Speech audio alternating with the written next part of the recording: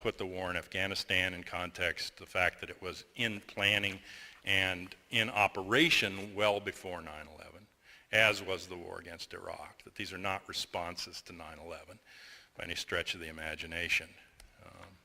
My mother's job at the Pentagon was to project the national draft call. She had to be accurate within 100 people either way on the national call 5 years in advance.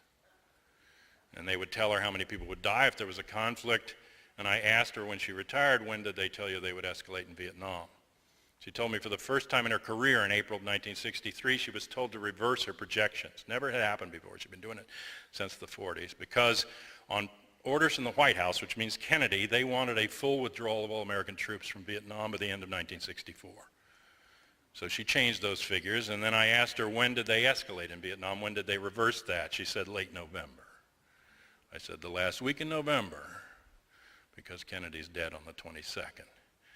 She said, the Monday following the assassination, November 25, 63. They handed her new figures on Vietnam, and I said, was it a few more advisors? And she said, I couldn't believe the figures. I took them back up to the Joint Chiefs, and I said, these can't be right. And the Joint Chiefs told my mother, those are right, and you'll use them. November 25, 63, Kennedy, literally just in the grave, they told her we are going into a 10-year war with 57,000 American dead.